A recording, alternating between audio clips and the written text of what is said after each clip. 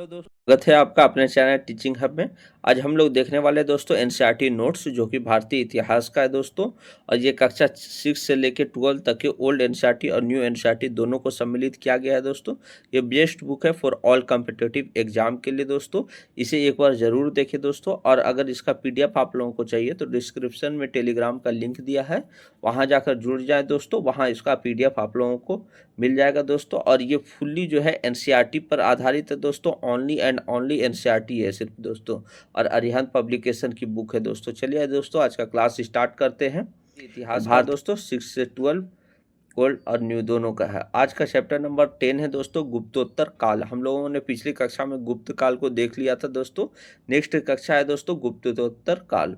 गुप्तोत्तर काल में देखते हैं दोस्तों, तो इस चैप्टर को किस किस अध्याय से लेकर बनाया गया दोस्तों। तो देखते हैं ओल्ड एनसीईआरटी के क्लास 6 चैप्टर 8 छोटे छोटे राज्यों का उदय। ओल्ड एनसीईआरटी क्लास 7 चैप्टर 3 मध्यकालीन भारत, उत्तर भारत के राज्य जो कि 800 ईस्वी से लेकर 1200 ईस्वी तक हो गए दोस्तों। और ओल्ड एनसीईआरटी के क्लास 11 चैप्टर नंबर 2 मध्यकालीन भारत, उत्तर भारत 3 साम्राज्यों का काल। और चैप्टर नंबर 4 है दोस्तों मध्यकालीन भारत में आर्थिक तथा सामाजिक जीवन और शिक्षा और धार्मिक विश्वास जो कि 800 से 1200 ईस्वी तक। और चैप्टर नंबर 22 है दोस्तों पूर्वी भारत में सभ्यता का प्रसार। और चैप्टर नंबर 23 हर्ष और उसका काल। इन तमाम स्रोतों से लेकर दोस्तों इस चैप्टर को बनाया गया है दोस्तों।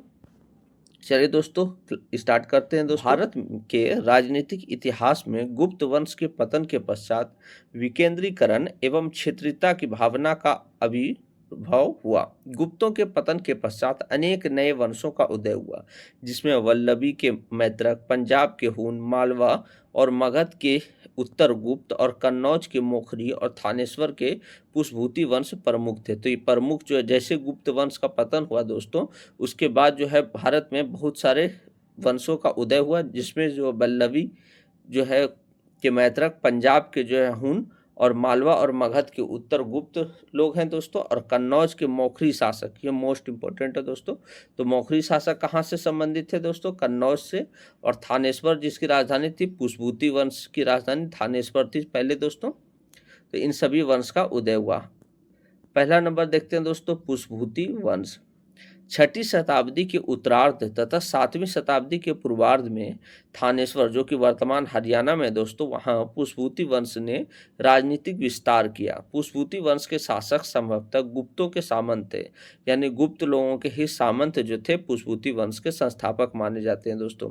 हर्षवर्धन के मधुबन, बांसखेड़ा, सोनीपत तथा नालंदा से प्राप्त अभिलेख इस वंश के आरंभिक इतिहास की जानकारी देते हैं। यानी पुष्भूति वंश के ही शासक है दोस्तों हर्षवर्धन। उनके जो मधुबन, बांसखेड़ा और सोनीपत और नालंदा से जो प्राप्त अभिलेख हुआ है दोस्तों, उसमें जो है पुष्भूति वंश की पूरी चर्चा देखने को मिलती है।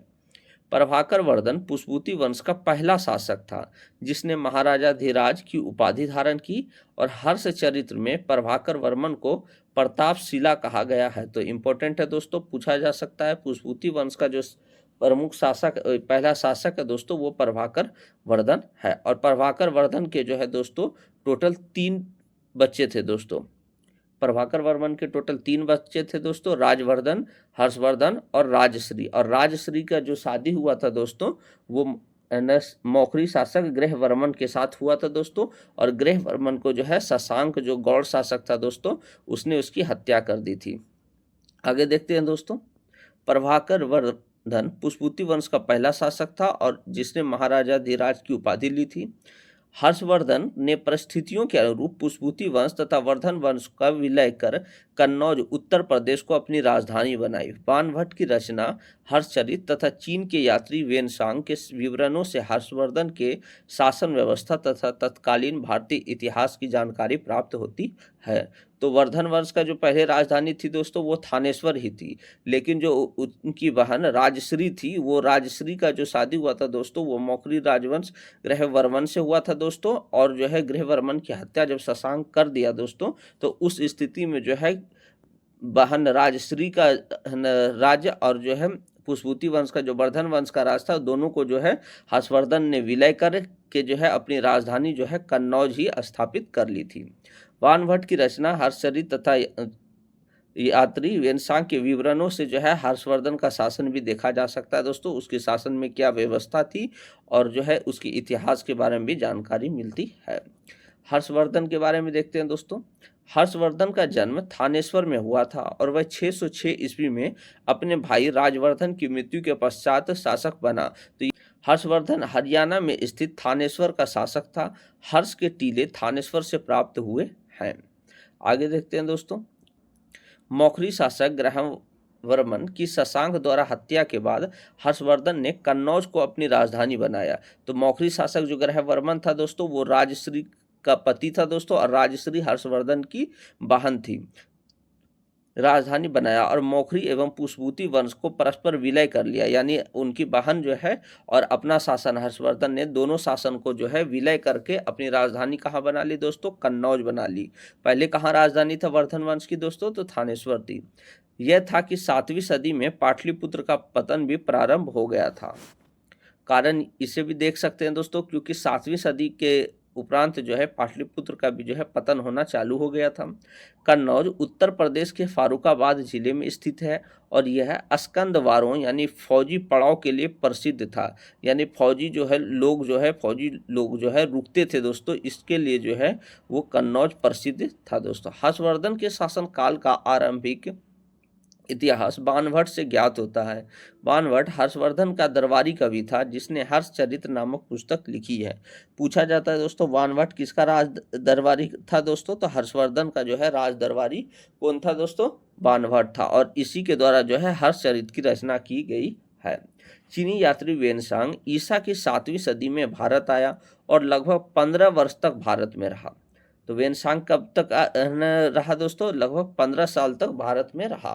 हर्षवर्धन को भारत का अंतिम हिंदू सम्राट कहा गया है, लेकिन वह ना तो कट्टर हिंदू था और ना ही संपूर्ण देश का शासक। यानी कुछ किताबों में जो है, कुछ इतिहास में दोस्तों हर्षवर्धन को भारत का अंतिम हिंदू सम्राट कह के भी उपघोषित किया गया है, परंतु इतिहास के माने तो वह ना तो कट्टर हिंदू था और ना ही संपूर्ण देश का शासक भी था। हर्षवर्धन का राज्य कश्मीर को छोड़कर उत्तर भारत तक सीमित था।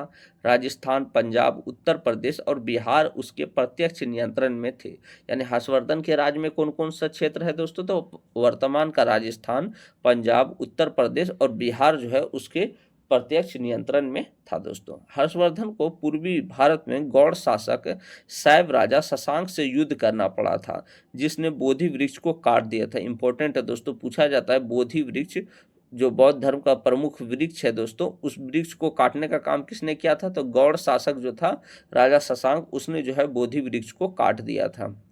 दक्षिण भारत की ओर हर्षवर्धन के अभियान को नर्मदा के किनारे यानी नर्मदा नदी के किनारे चालुक वंश के राजा पुलकेशिन द्वितीय ने रोका था। पुलकेशिन आधुनिक कर्नाटक और महाराष्ट्र के बड़े भूभाग पर शासन करता था। उसकी राजधानी कर्नाटक में आधुनिक बीजापुर जिले के बादामी में थी। इंपॉर्टेंट है दोस्तों, याद रखना है दोस्तों, पूछा जाता है जब उत्तर भारत में हर्षवर्धन का शासनकाल था तो दक्षिण भारत में किस महान शासक का शासन था दोस्तों, तो उस समय पुलकेशिन द्वितीय का जो है शासन वहाँ चल रहा था, जो कि चालुक्य वंश का शासक था दोस्तों। और पुलकेशिन द्वितीय ने ही जो है हर्षवर्धन के जो अभियान को नर्मदा नदी के पास रोक दिया था दोस्तों। हर्षवर्धन को राज्य गुप्तों की भौती थी। यानी हर्षवर्धन का जो राज्य था वो दोस्तों वो गुप्तों के हिसाब से ही था दोस्तों। उसने जिन राज्यों पर विजय प्राप्त की थी वे उसे राज कर देते थे और जब वह युद्ध करता था तो उसकी सहायता के लिए सैनिक भी भेज देते थे। हर्षवर्धन अपनी राजधानी को थानेश्वर से हटाकर कन्नौज ले गया क्योंकि कन्नौज उसके राज्य का मध्य स्थित था। तो हर्षवर्धन एक उच्च कोटि का नाटककार था। उसने प्रियदर्शिका, रत्नावली और नागानंद नामक 3 नाटकों की रचना की है। कुछ विद्वानों का मानना है कि धावक नामक कवि ने हर्षवर्धन से पुरस्कार लेकर उसके नाम से तीनों नाटक लिखे हैं। तो कुछ लोगों का मानना है दोस्तों, परंतु मुख्य रूप से अगर पूछा जाए दोस्तों प्रियदर्शिका, रत्नावली और नागानंद के रचयिता कौन है दोस्तों, तो हर्षवर्धन को ही माना जाता है। यानी प्रियदर्शिका, रत्नावली और नागानंद के रचयिता कौन है दोस्तों, हर्षवर्धन है। आगे देखते हैं दोस्तों हर्षवर्धन का प्रशासन किस रूप में था। हर्षवर्धन का प्रशासन सामंतीय प्रभाव युक्त और विकेंद्रित था। हर्षवर्धन के पास लगभग 1 लाख घोड़े और 60,000 हाथी थे दोस्तों। विस्तृत सेना थी इनकी। राज्य को समर्पित विशेष सेवाओं के लिए पुरोहित को भूमि दान देने की परंपरा जारी रही। हर्षवर्धन ने पदाधिकारियों को शासन पत्र यानी सनद के रूप में भूमि दान देने की प्रथा चलाई। चीनी यात्री वेनसांग के अनुसार हर्षवर्धन के राजकीय आय 4 भागों में बांटी जाती थी, जो कुछ इस रूप में है दोस्तों। राजा के खर्च के लिए, विद्वानों के लिए, पदाधिकारियों और अमलों के लिए और धार्मिक कार्यों के लिए। राज्य के मंत्रियों और ऊंचे अधिकारियों को जागीर दी जाती थी। ऐसा ज्ञात होता है कि अधिकारियों को वेतन और पुरस्कार के रूप में भूमि देने की सामंती प्रथा हर्षवर्धन ने ही शुरू की थी। यानी भूमि जो है दान में देने की प्रथा जो है मुख्य रूप से हर्षवर्धन को ही माना जाता है कि इन्होंने शुरू की थी। हर्षवर्धन के साम्राज्य में विधि व्यवस्था सही नहीं थी। चीनी यात्री वेनसांग की सुरक्षा का प्रबंध राज्य की ओर से विशेष रूप से किया गया था। फिर भी डाकुओं ने उनके पास जो भी था उसे छीन लिया था। वेनसांग के अनुसार डकैती करने वाले को राजद्रोही माना जाता था। इसके लिए डाकुओं का दायां हाथ काट दिया जाता था दोस्तों। वेनसांग का विवरण देखते हैं दोस्तों। तो हर्षवर्धन के शासन काल का महत्व चीनी यात्री वेनसांग के भ्रमण को लेकर है। वह चीन से 629 ईस्वी में चला और भ्रमण करते हुए भारत पहुंचा। वह अनेक वर्षों तक भारत में रहा। लगभग 645 ईस्वी में चीन वापस लौट गया दोस्तों। तो वेनसांग कब आया दोस्तों? तो 629 ईस्वी में चीन से चला दोस्तों। और भारत में कब तक रहा? तो 645 ईस्वी तक रहा। वेनसांग नालंदा महाविहार अर्थात बौद्ध विश्वविद्यालय में, जो बिहार के आधुनिक नालंदा जिले में स्थित है, पढ़ने के लिए और भारत से बौद्ध ग्रंथ एकत्रित करने के लिए आया था दोस्तों। वेनसांग के प्रभाव में आकर हर्षवर्धन बौद्ध धर्म का महान समर्थक बन गया था और उसने उसके लिए उदारता पूर्वक दान दिया दोस्तों। वेनसांग के अनुसार हर्षवर्धन के राज्य में ब्राह्मण और क्षत्रिय लोग सादा जीवन व्यतीत करते थे। यानी वेनसांग के दरबार में जो है ब्राह्मण और क्षत्रिय लोगों का जीवन कैसा था दोस्तों? सादा था। परंतु सामंतों और पुरोहितों का जो जीवन था दोस्तों वो विलासमय था।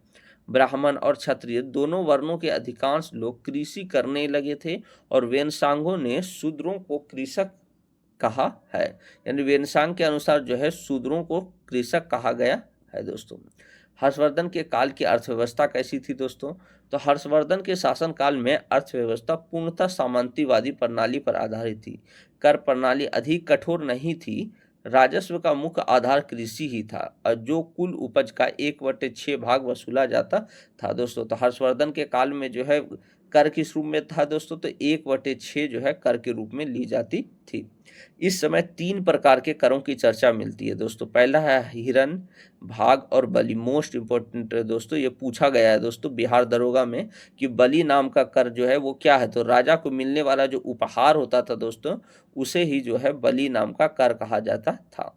भाग जो है दोस्तों फसल उत्पादन में जो हिस्सा होता था राजा का दोस्तों उसे भाग कहा जाता था। और हिरण्य जो है वो नगद भुगतान के रूप में जो दिया जाता था दोस्तों उसे ही हिरण्य कहा जाता है। आगे देखते हैं दोस्तों प्रयाग में सभा।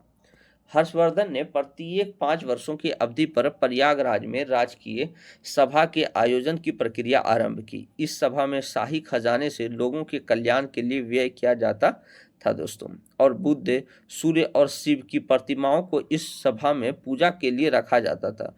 वेनसांग ने प्रयागराज की 6ठी सभा में हिस्सा लिया था। मोस्ट इंपॉर्टेंट है दोस्तों, प्रयागराज में प्रत्येक 5 वर्षों में जो है दोस्तों राजकीय सभा आयोजित होती थी दोस्तों। और जो वेनसांग जो है प्रयागराज में कौन सी सभा में भाग लिया था दोस्तों? तो 6ठी सभा में भाग लिया था। और इसमें किनकी प्रतिमाओं को इसमें पूजा किया जाता था दोस्तों?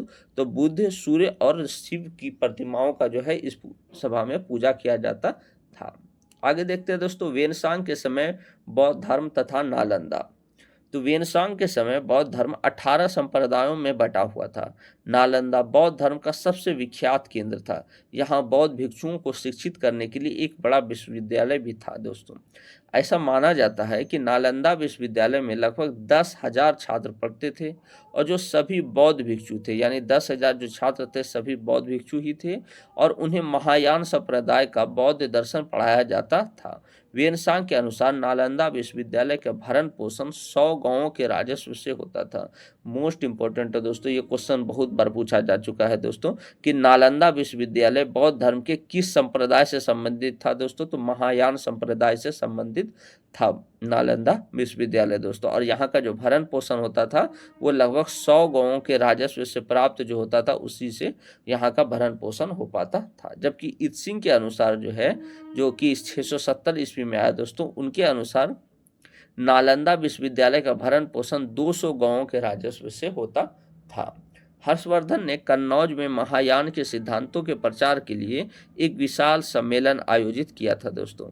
हर्षवर्धन द्वारा आयोजित सम्मेलन न केवल चीनी यात्री वेनसांग और कामरूप के राजा भास्कर वर्मन आए, बल्कि 20 देशों के राजा और विभिन्न संप्रदायों के हजारों पुरोहित शामिल हुए थे दोस्तों। इतना बड़ा जो है वैभव रूप में जो है कराया गया था राज्यसभा दोस्तों। आगे देखते हैं दोस्तों, हर्षवर्धन ने कन्नौज के पश्चात प्रयाग में महासम्मेलन आयोजित किया जो बौद्ध धर्म से संबंधित था दोस्तों। तो प्रयाग में जो महासम्मेलन हुआ दोस्तों हर्षवर्धन के समय दोस्तों, वो किससे संबंधित था, बौद्ध धर्म से संबंधित था।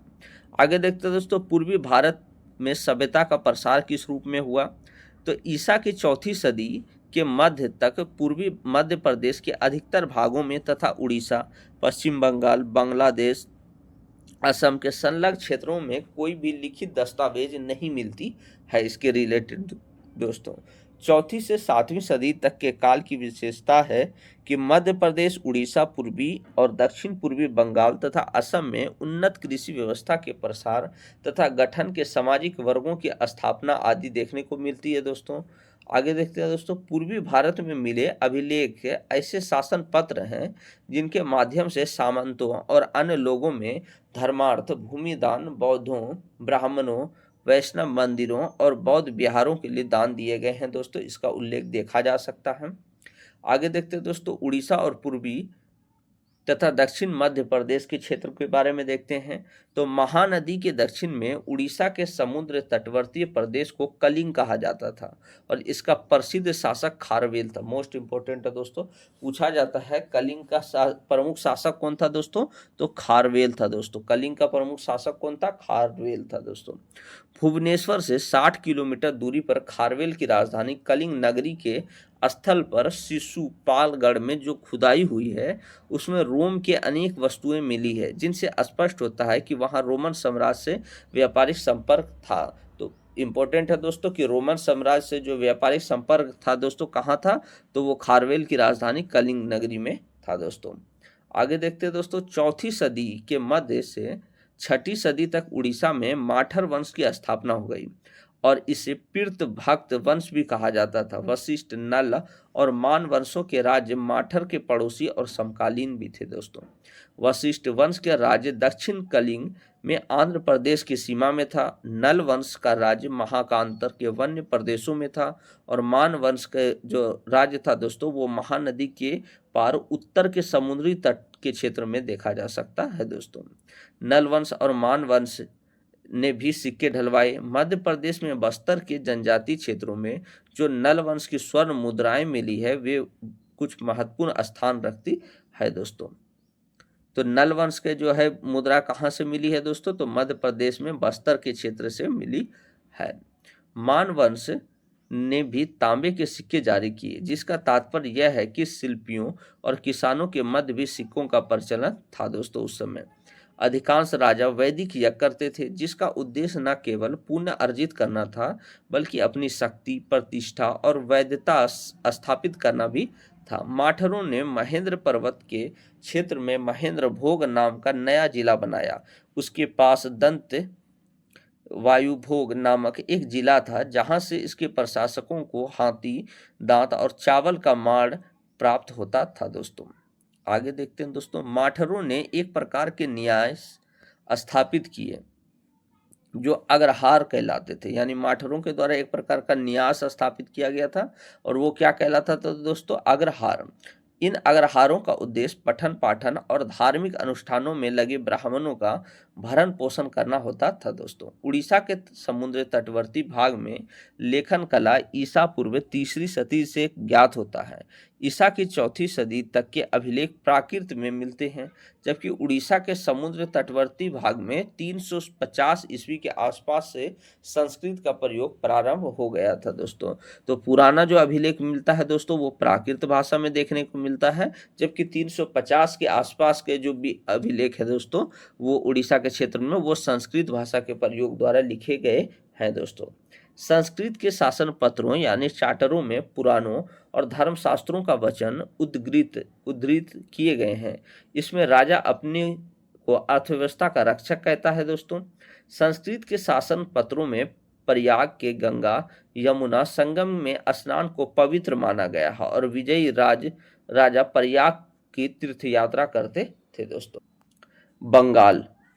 बंगाल में लगभग मध्य चौथी सदी में महाराज उपाधि धारक एक राजा बांकुर जिले की दामोदर नदी के तटवर्ती क्षेत्र पोखराना में राज करता था। वह संस्कृत जानता था और विष्णु का उपासक था, जिसकी पूजा के लिए उसने एक गांव का अनुदान दिया था दोस्तों। गंगा और ब्रह्मपुत्र के मध्य का प्रदेश, जहां संप्रति बांग्लादेश है, और 5वीं और 6ठी शताब्दी में बस्तियों में समृद्ध था और वहां संस्कृत शिक्षा का प्रचलन प्रारंभ हो चुका था। यानी गंगा और ब्रह्मपुत्र के जो मध्य यानी बीच का जो क्षेत्र है दोस्तों वहां जो है संप्रति बांग्लादेश है दोस्तों, जो कि वर्तमान में और 5वीं और 6ठी शताब्दी में बस्तियों में सबसे समृद्ध माना जाता है दोस्तों। और वहां संस्कृत शिक्षा का जो है प्रचलन शुरू हो चुका था दोस्तों उस समय। ऐसा ज्ञात होता है कि 550 ईस्वी के पश्चात गुप्त राजाओं के गवर्नर स्वतंत्र हो गए और उन्होंने उत्तर बंगाल पर अधिकार कर लिया। गुप्तोत्तर काल में स्थानीय अधीनस्थ राजाओं को सामंत महाराज कहा जाता था दोस्तों। यानी गुप्तोत्तर काल में जो है अधीनस्थ राजाओं को क्या कहा जाता था? सामंत महाराज कहा जाता था। 600 ईस्वी में आकर कामरूप का क्षेत्र गौड़ कहलाने लगा, जहां हर्षवर्धन के शत्रु शशांक ने अपना स्वतंत्र राज स्थापित किया था दोस्तों। तो हर्षवर्धन का जो प्रमुख दुश्मन था दोस्तों वो शत्रु शशांक को माना जाता है। 432-33 ईस्वी से लेकर लगभग 100 वर्ष तक पुनर्वर्धन भुक्ति में बड़ी संख्या में ताम्रपत्र मिले हैं, जिन पर भूमि के विक्रय और अनुदान अभिलिखित मिलते हैं दोस्तों। बंगाल का ब्रह्मपुत्र द्वारा गठित त्रिभुजाकार भाग समतट कहलाता था, जिसे चौथी सदी में समुद्रगुप्त ने जीता था दोस्तों। आगे देखते हैं दोस्तों। लगभग 525 ईस्वी में से समतट प्रदेश में सुसंगठित राज्य रहा है दोस्तों।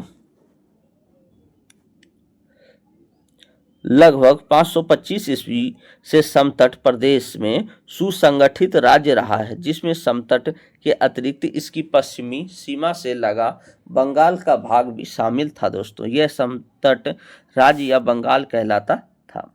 7वीं सदी में ढाका क्षेत्र में खड़ग वंश के अस्तित्व आया दोस्तों, और लोकनाथ नामक ब्राह्मण सामंत का राज्य तथा राजवंश का राज्य खड़ग वंश के समकालीन था दोस्तों। आगे देखते हैं। बंगाल और उड़ीसा के मध्य वाले सीमांत क्षेत्रों में दंड भुक्ति नाम से राजस्व और प्रशासन संबंधी इकाई बनाई गई थी। दंड भुक्ति की स्थापना उस क्षेत्र के जनजातीय बासिंदों को सुधारने और सजा देने के उद्देश्य से की गई थी दोस्तों। धार्मिक न्यासों की देखभाल के लिए हारिक नामक अधिकारी की नियुक्ति की गई थी दोस्तों। सामान्यतः भूमि पर अलग अलग परिवारों का स्वामित्व होता था दोस्तों, और लेकिन भूमि की खरीद बिक्री पर ऊपरी नियंत्रण स्थानीय समिति का रहता था, जिनमें मुख्य स्थान शिल्पियों, वणिकों, भूस्वामियों, लिपिकारों आदि का होता था दोस्तों। आगे देखते हैं दोस्तों। असम। ब्रह्मपुत्र मैदान में पूरब से पश्चिम तक विस्तृत कामरूप 7वीं सदी में विकसित हुआ। ईस्वी सन की चौथी सदी में गुप्त शासक समुद्रगुप्त ने ड्वाक और कामरूप से कर वसूलना चालू कर दिया दोस्तों। ड्वाक संभवतः नवगांव जिले का भाग था और कामरूप ब्रह्मपुत्र के मैदान में स्थित था दोस्तों। गुवाहाटी के पास अंबारी में हुए उत्खननों से स्पष्ट होता है कि वहां 6ठी और 7वीं सदी में बस्तियां उचित रूप से विकसित हो चुकी थी दोस्तों। कामरूप के राजा ने वर्मन की उपाधि धारण की थी। इंपॉर्टेंट है दोस्तों, पूछा जाता है कामरूप के राजा किस चीज की उपाधि धारण की थी दोस्तों, तो वर्मन की उपाधि धारण की थी। यह उपाधि केवल उत्तर, मध्य और पश्चिम भारत में ही नहीं अपितु बंगाल, उड़ीसा, आंध्र प्रदेश, कर्नाटक और तमिलनाडु में भी विस्तृत था दोस्तों। वर्मन उपाधि, जिसका अर्थ होता है कवच या जिरह बख्तर और जो योद्धा होने के प्रतीक होता है, मनु ने क्षत्रियों के लिए निर्धारित की थी दोस्तों। इसके बारे में कामरूप के राजाओं ने ब्राह्मणों को भूमि दान देकर अपनी स्थिति को क्या किया था दोस्तों, सुदृढ़ कर लिया था। यानी कामरूप के जो राजा हैं दोस्तों, वो ब्राह्मणों को भूमि दान दिया करते थे दोस्तों। आगे देखते हैं दोस्तों, गुप्तोत्तर काल के अन्य राजवंश कौन कौन से हैं, तो पहला देखते हैं दोस्तों पाल वंश। पाल साम्राज्य की स्थापना 750 ईस्वी में गोपाल नामक व्यक्ति ने की थी। यह प्रजा यानी प्रमुख लोगों द्वारा चुना गया था राजा दोस्तों। मोस्ट इंपोर्टेंट दोस्तों, पूछा जाता है पाल वंश की स्थापना कब हुई, तो 750 ईस्वी में। पाल वंश का संस्थापक कौन था दोस्तों, तो गोपाल था दोस्तों। 750 से 770 तक शासन इसने किया था।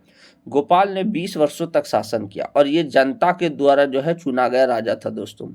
770 में उसकी मृत्यु के पश्चात उसका पुत्र धर्मपाल, जो कि 770 से 810 ईस्वी तक राजा रहा दोस्तों, बना। यानी गोपाल की मृत्यु के बाद उसका जो कौन बना शासक दोस्तों, तो धर्मपाल बना, जो कि उसका पुत्र था। धर्मपाल ने 810 ईस्वी तक शासन किया। धर्मपाल को राष्ट्रकूट राजा ध्रुव से पराजित होना पड़ा था दोस्तों। तो पूछा जाता है दोस्तों, धर्मपाल को किसने पराजित किया था दोस्तों, तो राष्ट्रकूट राजा ध्रुव के द्वारा जो है धर्मपाल पराजित हुआ था दोस्तों। आगे देखते हैं, धर्मपाल ने कन्नौज पर अधिकार कर लिया और वहां एक भव्य दरबार लगाया, जिसमें पंजाब, राजस्थान आदि के उन राजाओं ने भाग लिया जिन्होंने उसकी अधीनता स्वीकार कर ली थी दोस्तों।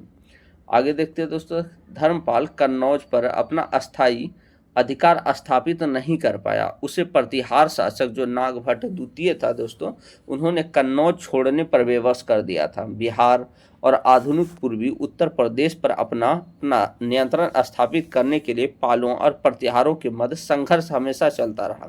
यद्यपि बंगाल के साथ साथ बिहार पर पालों का ही अधिक समय तक नियंत्रण रहा दोस्तों। सुलेमान नामक एक अरब व्यापारी ने 9वीं सदी के मध्य में भारत की यात्रा की थी और उस समय पाल शासक देवपाल पूर्वी भारत का शासक था। इंपॉर्टेंट है दोस्तों, पूछा जाता है दोस्तों कि सुलेमान नामक अरबी व्यापारी जिस समय भारत आया दोस्तों, तो उस समय जो है पूर्वी भारत पर किसका अधिकार था दोस्तों, तो देवपाल का अधिकार शासन चल रहा था दोस्तों। सुलेमान के यात्रा विवरणों से पालों की शक्ति की पुष्टि होती है। इसने पाल राज्य की को रूहिमा यानी धर्म अर्थात धर्मपाल का संक्षिप्त रूप कहा है दोस्तों। सुलेमान के अनुसार पाल राजा का अपने पड़ोसी प्रतिहारों और राष्ट्रकूटों से संघर्ष चल रहा था, लेकिन उसकी सेना उसकी शत्रुओं की सेना से बड़ी थी। यानी जो है उस समय पाल वंश की सेना जो है दोस्तों, उसके और जो पड़ोसी राजा देश थे दोस्तों, प्रतिहार और राष्ट्रकूट, उनकी सेनाओं के बनस्पत बड़ी सेना थी दोस्तों। पालों के संबंध में तिब्बती ऐतिहासिक विवरणों से भी जानकारी मिलती है, हालांकि यह विवरण 17वीं सदी में लिखे गए हैं। तिब्बती स्रोतों के अनुसार पाल शासक बौद्ध ज्ञान, विज्ञान तथा धर्म के महान संरक्षक थे। पूर्वी दुनिया के विख्यात नालंदा विश्वविद्यालय को धर्मपाल ने पुनरुद्धार किया और उसको खर्च चलाने के लिए लगभग 200 गांवों की आय उसे दान में दे दी दोस्तों। और धर्मपाल ने विक्रमशिला विश्वविद्यालय की भी स्थापना की, जो नालंदा के पश्चात सबसे विख्यात विश्वविद्यालय के रूप में उतरा। मोस्ट इंपॉर्टेंट दोस्तों, ये क्वेश्चन पूछा जाता है, विक्रमशिला विश्वविद्यालय की स्थापना किसने की दोस्तों, तो पाल वंश के शासक धर्मपाल के द्वारा जो है विक्रमशिला विश्वविद्यालय की स्थापना की गई दोस्तों। नेक्स्ट वंश देखते हैं दोस्तों, प्रतिहार वंश दोस्तों। प्रतिहारों को गुर्जर प्रतिहार भी कहा जाता है। इसका कारण संभवतः उनका उद्भव गुर्ज राष्ट्र या दक्षिण पश्चिम राजस्थान में होना था। प्रतिहारों को सिंध से लेकर राजस्थान पर होने वाले अरबों के कुछ आक्रमणों का मुकाबला करने के कारण प्रतिष्ठा भी मिली थी दोस्तों। 730 ईस्वी में गुजरात के जो चालुक्य शासक थे दोस्तों, उन्होंने अरबों को निर्णायक रूप से पराजित कर दिया और प्रतिहारों के समकालीन थे। नागभट्ट प्रथम प्रतिहार वंश का संस्थापक था दोस्तों। इंपॉर्टेंट है दोस्तों। प्रतिहार वंश का संस्थापक किसे माना जाता है दोस्तों? तो नागभट्ट प्रथम को प्रतिहार वंश का संस्थापक माना जाता है। इसका उल्लेख पुलकेशिन द्वितीय के ऐहोल अभिलेख से मिलता है। तो ऐहोल अभिलेख का संबंध किससे है दोस्तों? तो पुलकेशिन द्वितीय से है। वत्सराज 775 से लेकर 800 ईस्वी को राष्ट्रकूट शासक ध्रुव ने पराजित किया और नागभट्ट द्वितीय को भी राष्ट्रकूट शासक गोविंद तृतीय से हार का सामना करना पड़ा था दोस्तों। प्रतिहार साम्राज्य का वास्तविक संस्थापक और महानतम शासक भोज था। उज्जैन के भोज परमार से उसका अंतर बताने के लिए उसे मिहिर भोज भी कहा जाता है। वस्तुतः भोज परमार ने मिहिर भोज के कुछ समय पश्चात शासन किया था दोस्तों। मिहिर भोज ने 836 ईस्वी के आसपास कन्नौज पर फिर से अधिकार कर लिया और यह नगर लगभग एक सदी तक प्रतिहार साम्राज्य की राजधानी रही दोस्तों, कन्नौज।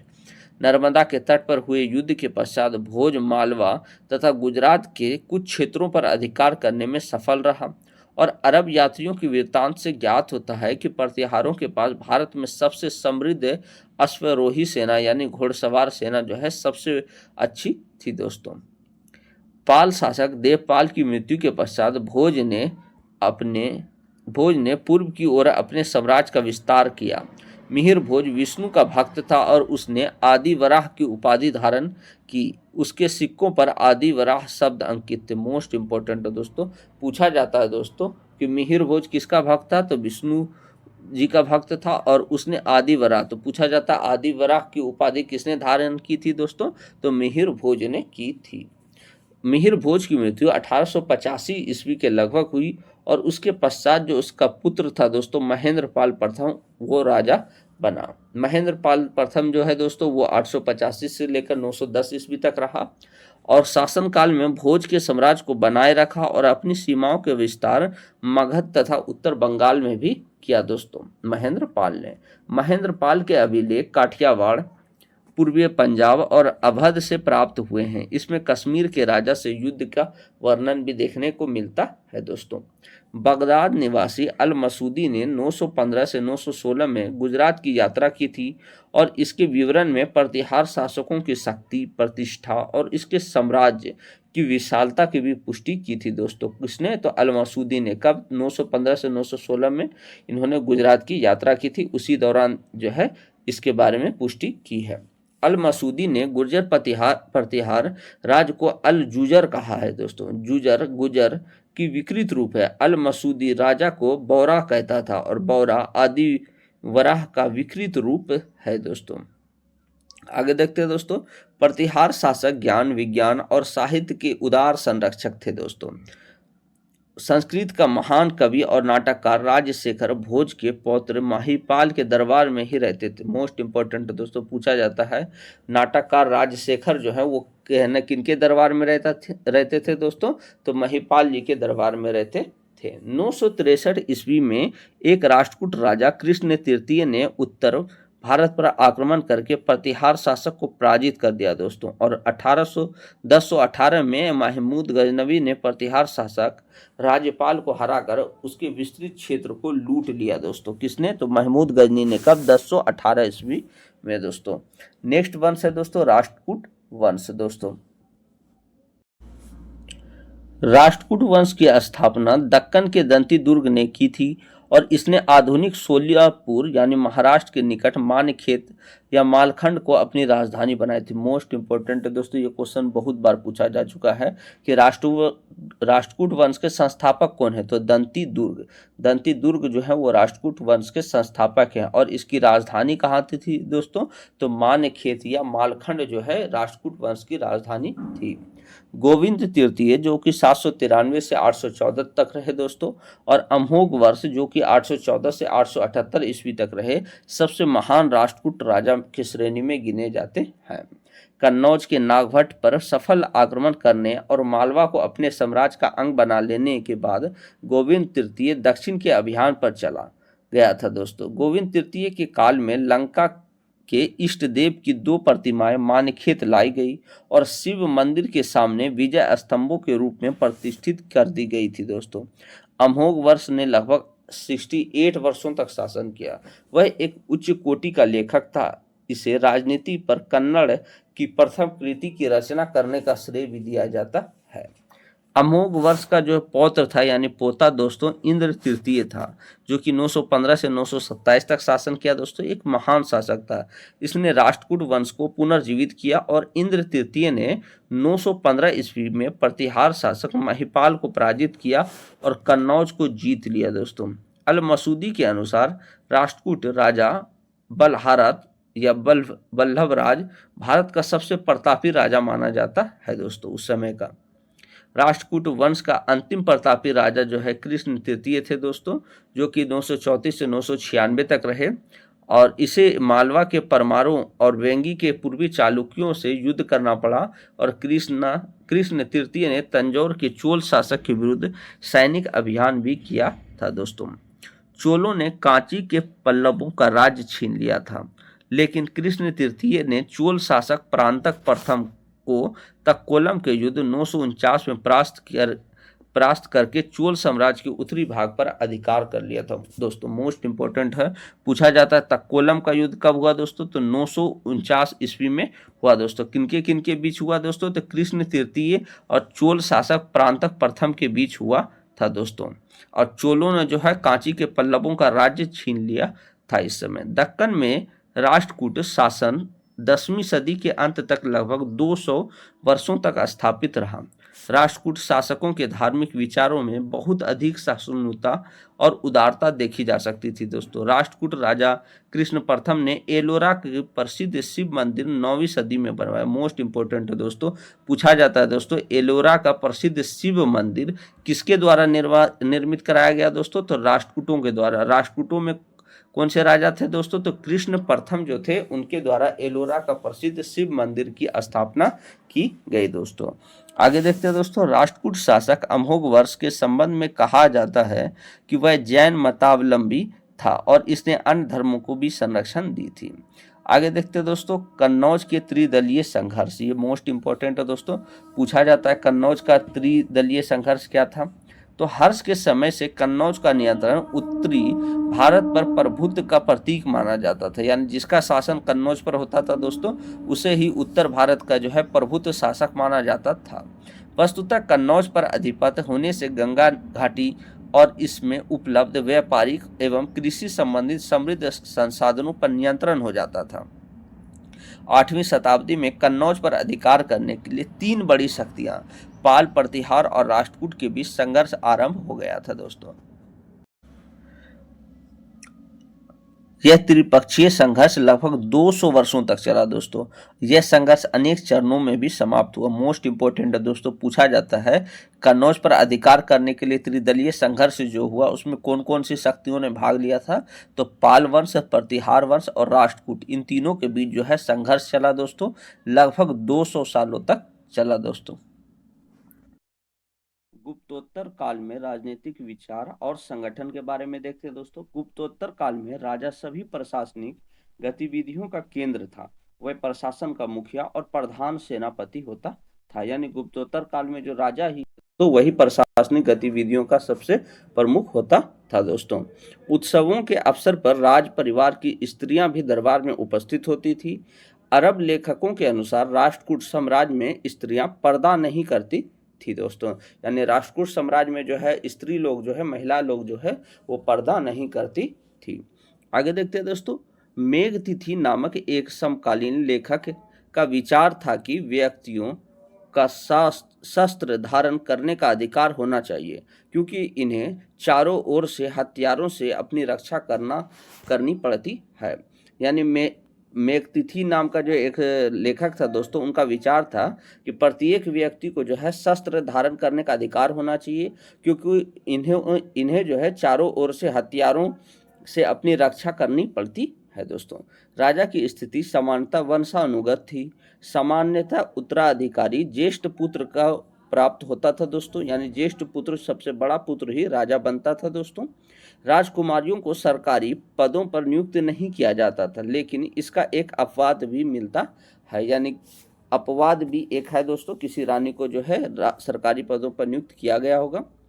राष्ट्रकूट शासक अमोघ वर्ष प्रथम की पुत्री चंद्रोब लवे ने कुछ समय तक रायपुर दोआब का प्रशासन संभाला था। यही अब बात है दोस्तों कि राष्ट्रकूट शासक अमोघ वर्ष प्रथम की जो पुत्री थी दोस्तों, उन्होंने कुछ समय तक प्रशासन को संभाला था दोस्तों।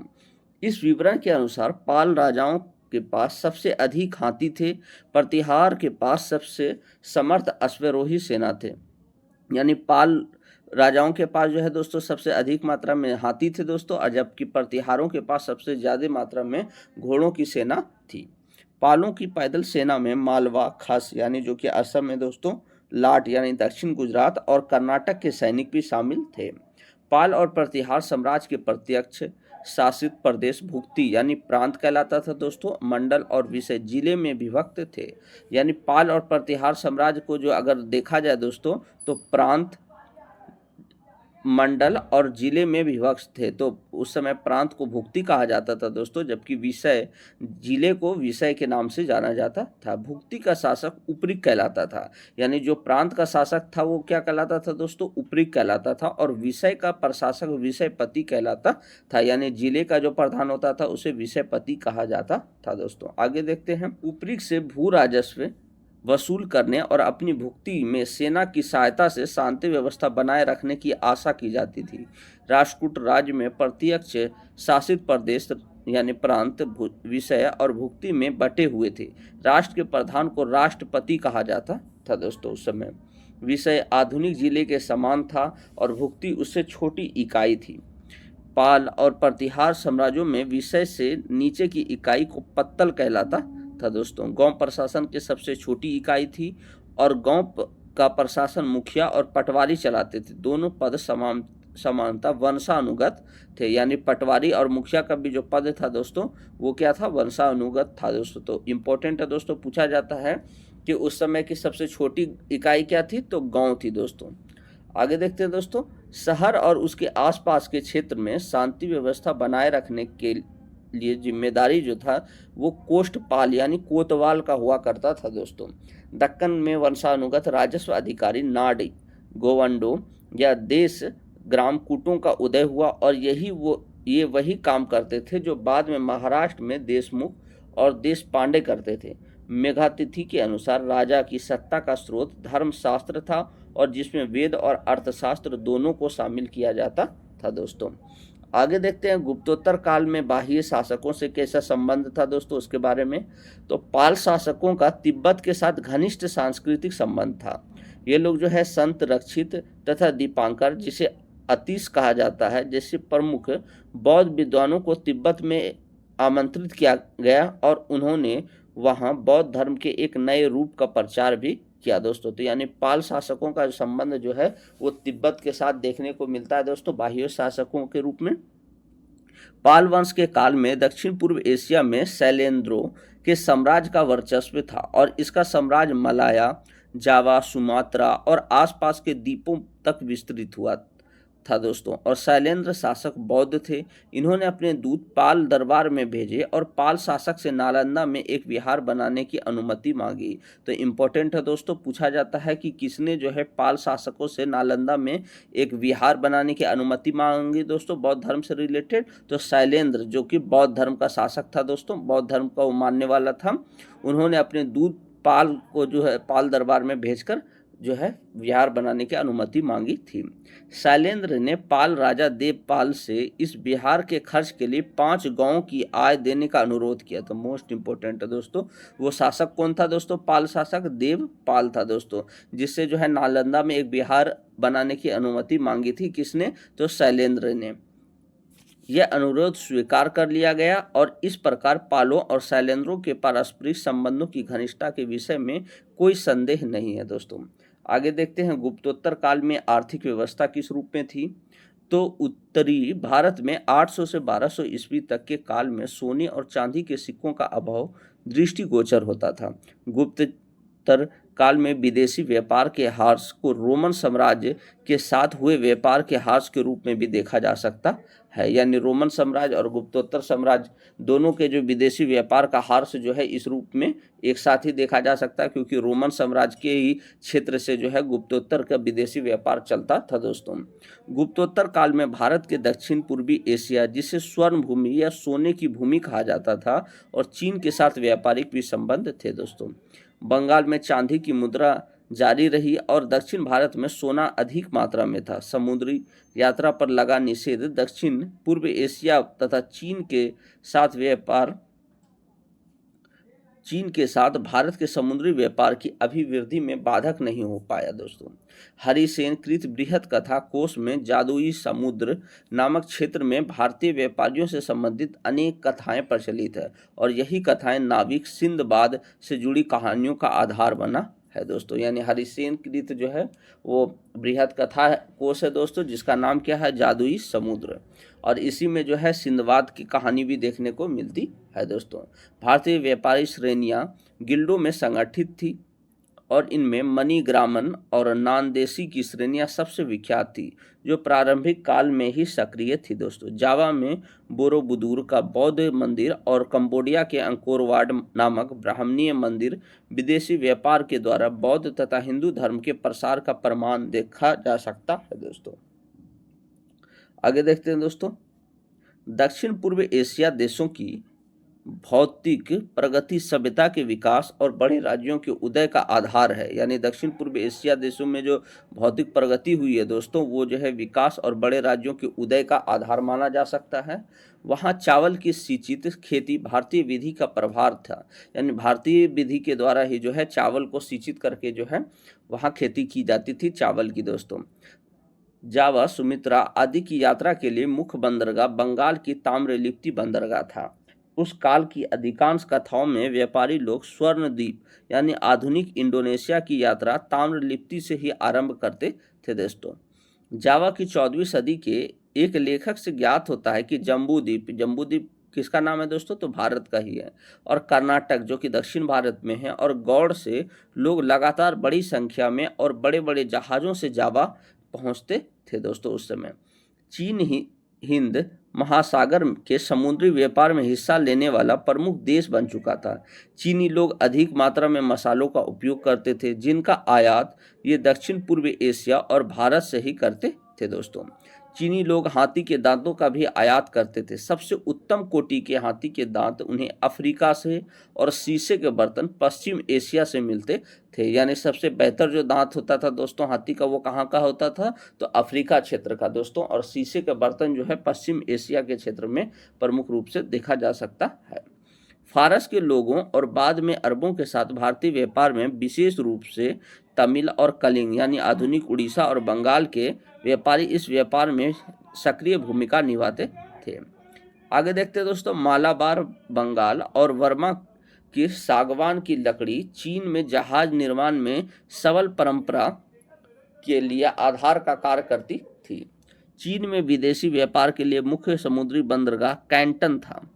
इसी का अरब यात्रियों ने कानफू कहा है। यानी चीन का जो विदेशी व्यापार के लिए जो बंदरगाह था दोस्तों, वो कौन सा था, कैंटन, और अरब यात्रियों के अनुसार उसका नाम क्या था, कानफू। चीनी जहाज कई मंजिल के होते थे और इसमें लगभग 400 से 600 यात्री तक सफर कर सकते थे। और चीनी जहाज़ों के विकास का एक महत्वपूर्ण कारण मेरिनर कंपास यानी नाविकों को दिशा का ज्ञान कराने वाला उपकरण का प्रयोग था। बाद में यह आविष्कार चीन से पश्चिम देशों में भी पहुंचा। यानी कैंपस का जो आविष्कार है दोस्तों, वो सबसे पहले कहाँ हुआ दोस्तों, तो चीन में ही हुआ, और यहाँ से ही जो है फिर पश्चिमी देशों में भी पहुंचा था दोस्तों। आगे देखते हैं, गुप्तोत्तर काल में सामाजिक व्यवस्था किस रूप में थी, तो गुप्तोत्तर काल में सामंती समाज का वर्चस्व स्थापित हुआ। फ्यूडल समाज की सामान्य विशेषता यह है कि उनमें प्रभुत्व की स्थिति उन लोगों की होती थी जो जमीन को जोतने बोने के कार्य ना करते हुए भी उसी से अपनी जीविका प्राप्त करते थे दोस्तों। कपड़ा बनाने, सोने चांदी का कार्य करने और धातु कर्म जैसी दस्तकारियों के स्तर में 800 से 1200 ईस्वी में कोई गिरावट नहीं आई थी। मंत्री, अधिकारी और सरदार महासामंतीपति जैसे बृहद उपाधियां धारण करते थे और उनमें अपने ध्वज, छत्र, छत्र, चवर आदि विशिष्ट सूचक प्रतीक हुआ करते थे दोस्तों उन लोगों का। चालुक्य साम्राज्य के एक करोड़पति यानी कोटीश्वर के बारे में मालूम होता है कि उसके घर पर झंकार वाले घुंघरुओं से युक्त बड़े बड़े ध्वज लहराते थे और गुजरात के मंत्री के पद पर आसीन वस्तुपाल और तेजपाल अपने समय के सबसे अधिक समृद्ध व्यापारी माने जाते थे दोस्तों। कलहन की रचना राज तरंगिनी में के अनुसार दरबारी लोग भुना हुआ मांस खाते थे और फूलों से सुगंधित ठंडी मदिरा का पान भी करते थे दोस्तों, मदिरा पान करते थे। आगे देखते हैं दोस्तों, सामान्य लोगों को भात और उत्पन्न साग यानी कड़वी किस्म की जंगली सब्जी पर गुजारा करना पड़ता था। यानी नॉर्मल जो लोग थे दोस्तों वो क्या खाते थे, भात और उत्पन्न जो साग होता था, जो कि एक प्रकार का कड़वी जो है किस्म की जंगली सब्जी होती थी, वही खाते थे दोस्तों और गुजारा करते थे। इस काल में स्मृतिकारों ने ब्राह्मणों की विशेष स्थिति को प्रबल बताया दोस्तों, और जो है शूद्रों की सामाजिक तथा धार्मिक प्रतिबंधों पर भी जोर देने में वे अपने पूर्ववर्ती स्मृतिकारों को भी पीछे छोड़ गए हैं। यानी इस काल में जो स्मृतिकारों ने जो है ब्राह्मणों की विशेष स्थिति को प्रबल अनुमोदन किया है, यानी उसके बारे में विस्तृत किया है दोस्तों। आगे देखते हैं, पराशर नामक एक स्मृतिकार के अनुसार शूद्र का भोजन ग्रहण करने, इसके साथ रहने और इसके साथ एक आसन पर बैठने और शिक्षा ग्रहण करने से श्रेष्ठ व्यक्ति भी दलित हो जाता है। यानी पराशर नामक एक स्मृतिकार है दोस्तों, और उनके अनुसार जो है शूद्र के बारे में ऐसा बात बोला गया है। आगे देखते हैं दोस्तों, समकालीन लेखकों ने कुम्हार, जुलाहे, सोनार, गायक, नाई, मुंजिया, यानी मुंजिया किसे कहते हैं दोस्तों, तो रस्सी बांटने का काम करता है जो, और चर्मकार, मछली मार, बहेलिया आदि अनेक जातियों का उल्लेख उस समय मिलता है दोस्तों। आगे देखते हैं, गुप्तोत्तर काल में राजपूतों का किस तरीके से उदय हुआ। 800 से 1200 ईस्वी के मध्यकाल में राजपूत नामक एक नई जाति का उदय हुआ। राजपूतों के उद्भव के संबंध में विद्वानों के अनेक मत हैं दोस्तों, और इनके बीच विवाद भी है दोस्तों। यानी राजपूतों का नई जाति का उदय कब हुआ दोस्तों, तो 800 से 1200 ईस्वी के दौरान। अनेक राजपूत कुल यानी कलान अपने मूल को महाभारत में उल्लेखित सूर्यवंशी और चंद्रवंशी क्षत्रियों से जोड़ते हैं। कुछ अन्य कुल दावा करते हैं कि उनका उद्भव मुनि वशिष्ठ और माउंट आबू पर प्रमाणित यज्ञ अग्नि से हुआ है। तो इनके बारे में जो है राजपूतों के उल्लेख के बारे में बहुत तरीके का मिथ है दोस्तों, और हर विद्वान का अलग अलग मत भी है। राजपूतों की उत्पत्ति से संबंधित परंपराओं पर भरोसा नहीं किया जा सकता, क्योंकि इनमें से कई का प्रथम उल्लेख बाद की चारण परंपराओं में ही हुआ है। कुछ भारतीय और विदेशी विद्वान मानते हैं कि इन कुलों में से कुछ के पूर्वज वे सिथियाई और हून लोग थे, जो हर्षवर्धन के काल के पश्चात भारत में बस गए थे। कालांतर में विभिन्न जातियों के सभी शासक घरानों को राजपुत्र या राजपूत कहा जाने लगा और उन्हें ही क्षत्रियों का दर्जा दे दिया गया दोस्तों। जातियों की व्यवस्था उतनी कठोर नहीं थी जितनी कभी कभी मानी जाती है। व्यक्ति और समूह वर्ण सोपान में ऊपर उठ सकते थे और नीचे गिर भी सकते थे। ब्राह्मणों और शूद्रों सहित विभिन्न जातियों के लोग राजकीय स्थानों में कार्यरत थे। उन्हें मूलतः कास्ट कहा जाता था। तो कास्ट जो जाति था दोस्तों वो क्या करता था, ब्राह्मणों और शूद्रों सहित विभिन्न जातियों के लोग राजकीय स्थानों में कार्यरत थे, उन्हें क्या कहा जाता था, कास्ट कहा जाता था। गुप्तोत्तर काल की महिलाओं की स्थिति क्या थी, तो पूर्व काल की ही भांति गुप्तोत्तर काल में भी स्त्रियों को सामान्यतः मानसिक दृष्टि से हीन माना जाता था। इस काल के कुछ नाटकों से ज्ञात होता है कि दरबारी स्त्रियां और यहाँ तक कि रानी की अनुमतियां भी संस्कृत और प्राकृत में उत्कृष्ट कविताएं लिख सकती थी। यदि किसी स्त्री का पति पुत्र विहीन मर जाता था तो कुछ मर्यादाओं के साथ उस स्त्री को पति की पूरी संपत्ति का उत्तराधिकारी मान लिया जाता था दोस्तों। विधवा की संपत्ति का उत्तराधिकारी उसकी पुत्री को भी प्राप्त था। इस प्रकार सामंती समाज ने विकास में निजी संपत्ति की अवधारणा को मजबूत बनाया था दोस्तों। आगे देखते हैं दोस्तों, गुप्तोत्तर काल में जीवन पद्धति किस रूप में थी। धोती पुरुषों का और साड़ी स्त्रियों का सामान्यतः अधोवस्त्र बनी रही। इसके अतिरिक्त उत्तर भारत में पुरुष अंगरखा और स्त्रियां चोली पहनती थी दोस्तों। मूर्तियों से जानकारी मिलता है कि उत्तर भारत में उच्च वर्ग के लोग लंबा कोट पाजामा और जूते भी पहनते थे। यानी जो बड़े लोग थे दोस्तों, पैसे वाले धनवान लोग, वो क्या करते थे, लंबा कोट, पाजामा और जूते भी यूज करते थे। राजतरंगिणी के अनुसार हर्षवर्धन ने कश्मीर में राजा के योग्य परिधान का आरंभ किया। इसमें लंबा कोट भी शामिल था, क्योंकि ऐसा उल्लेख मिलता है कि एक भूतपूर्व महामंत्री को इसलिए राजा का कोपभाजन बनना पड़ा कि उसने छोटा कोट पहन रखा था दोस्तों। चाओजू कुआ नामक एक चीनी यात्री कहता है कि गुजरात के स्त्री पुरुष दोनों दोहरे कुंडल बालियां पहनते थे और उनके कपड़े तंग होते थे दोस्तों। प्रसिद्ध यात्री मार्को पोलो के अनुसार मालाबार के स्त्री पुरुष केवल कटी वस्त्र ही पहनते थे और राजा भी इसका अपवाद नहीं था। यानी राजा भी सेम ही कपड़ा पहनता था दोस्तों। इस काल में शाकाहारी और मांसाहारी दोनों प्रकार के लोग थे। मोर, घोड़े, जंगली गधे, वन मुर्गी और वनेले सुअर का मांस खाना उचित माना जाता था। आगे देखते हैं दोस्तों, गुप्तोत्तर काल में शिक्षा तथा ज्ञान विज्ञान किस रूप में था। तो मंदिर उच्च स्तर की शिक्षा की व्यवस्था करते थे। उच्च शिक्षा प्राप्त करने के लिए शिष्य को सामान्यतः गुरु के घर जाना पड़ता था या उसके साथ रहना पड़ता था। अध्ययन के मुख्य विषय वेद और व्याकरण, तर्कशास्त्र और दर्शन, जिसमें विज्ञान भी सम्मिलित था। नालंदा बौद्ध विहार शिक्षा का सबसे प्रसिद्ध केंद्र था। इस प्रकार के दूसरे केंद्र विक्रमशिला और ओदंतपुरी भी थे और ये तीनों बिहार में स्थित है। यानी जो नालंदा है दोस्तों, विक्रमशिला है और ओदंतपुरी, ये तीनों कहाँ स्थित है दोस्तों, तो बिहार में ही स्थित है। कश्मीर शिक्षा का दूसरा सबसे बड़ा केंद्र था। इस काल में कश्मीर में अनेक शैव पंथ और शिक्षा केंद्र थे। इस काल में भास्कर द्वितीय की रचना लीलावती दीर्घकाल तक मानक ग्रंथ बनी रही। मोस्ट इंपोर्टेंट है दोस्तों, लीलावती किसकी रचना है दोस्तों, तो भास्कर द्वितीय की रचना लीलावती है दोस्तों। अलबरूनी भारतीय ज्ञान विज्ञान का बहुत प्रशंसक था, लेकिन इसने यहाँ के ज्ञानी लोग अर्थात ब्राह्मणों को वर्जनशील वृत्ति का शिकायत की है दोस्तों।